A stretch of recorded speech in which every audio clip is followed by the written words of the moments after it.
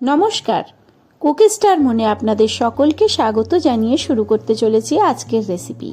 আপনারা অনেকেই হয়তো টমেটো আমসত্ত্ব দিয়ে চাটনি বাড়িতে তৈরি করে থাকেন, তবে আমি কিভাবে টমেটো আমসত্ত্বর চাটনি তৈরি করি সেই রেসিপি আজকে আপনাদের সাথে শেয়ার করব। এখানে আমি টমেটো আমসত্ত্বর চাটনি করার জন্য কি কি উপকরণ নিয়েছি চলুন আপনাদের দেখিয়ে দিই। টমেটো নিয়েছি, ভালোভাবে টমেটোগুলোকে ধুয়ে নিয়েছি।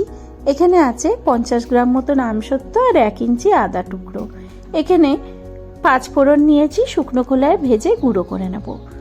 চিনি আছে, নুন আছে, সাথে লঙ্কা গুঁড়ো আছে, হলুদ গুঁড়ো আছে, আর আজকের চাটনি তৈরি করব আমি সর্ষের তেল দিয়ে। এখানে আগে আমি টমেটোগুলোকে খুব ভালোভাবে ধুয়ে এবার কেটে নেব। চলুন, টমেটো তো কাটা হয়ে গেছে, এবার মিক্সিতে গ্রাইন্ড করব। টমেটো দিয়ে দিলাম, এবার আমি এর মধ্যে দিয়ে দেব 50 গ্রাম মতন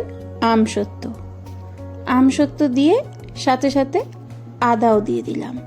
তারপর একটা ফাইন পেস্ট তৈরি করে নিতে হবে।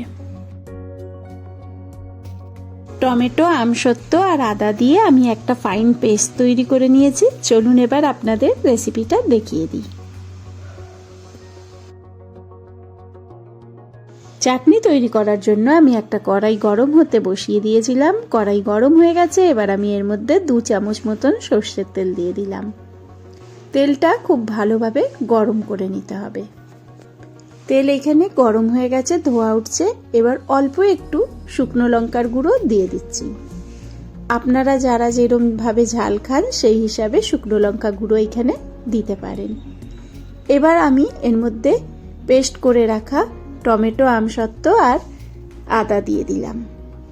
দিয়ে তারপর অল্প একটু জল দিয়ে মিক্সির বাটিটা ধুয়ে এর মধ্যে দিয়ে দিলাম। তারপর কিছুক্ষণ নাড়াচাড়া করে নিলাম। নাড়াচাড়া করার পর এবার আমি এর মধ্যে দিয়ে দেব অল্প একটু হলুদ গুঁড়ো আর স্বাদ মতন নুন।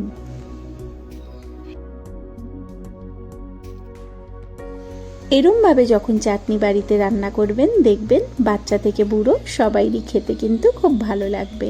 তাছাড়া লুচি কিংবা পরোটা কিংবা খিচুড়ির সাথে এই চাটনি খেতে খুব ভালো লাগে। খানিকক্ষণ টানিয়ে নেবার পর এবার আমি এর মধ্যে দিয়ে দেব আন্দাজ মতন চিনি। আপনারা চাইলে কম বেশি করে চিনি দিতে পারেন।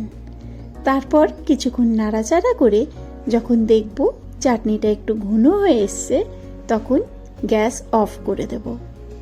খুব একটা ঘন করব না, কারণ চাটনি ঠান্ডা হওয়ার পর নিজেই ঘন হয়ে যায়। চলুন, চাটনি এখানে মোটামুটি হয়ে গেছে তৈরি। এবার আমি এর মধ্যে দিয়ে দেব ভেজে রাখা 5 ফোড়ন গুঁড়ো। চলুন, চাটনি একদম রেডি হয়ে গেছে। এবার 5 ফোড়ন গুঁড়োটা দিয়ে গ্যাসটা অফ করে দিই। ভাজা 5 ফোড়ন গুঁড়ো দিয়ে তারপর একটু নাড়াচাড়া করে গ্যাসটা অফ করে দেব। তারপর কিছুক্ষণ পর বাটিতে ঢেলে রেখে দেব। এরমভাবে চাটনি তৈরি করে ফ্রিজে রেখে আপনারাও 10 থেকে 15 দিন মতন খেতে পারেন।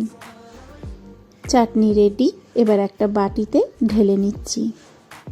আজকের ভিডিও যদি আপনাদের ভালো লাগে তাহলে অবশ্যই এরমভাবে চাটনি তৈরি করে খান, বন্ধুদের খাওয়ান, বাচ্চাদের খাওয়ান। আশা করি সবার ভালো লাগবে।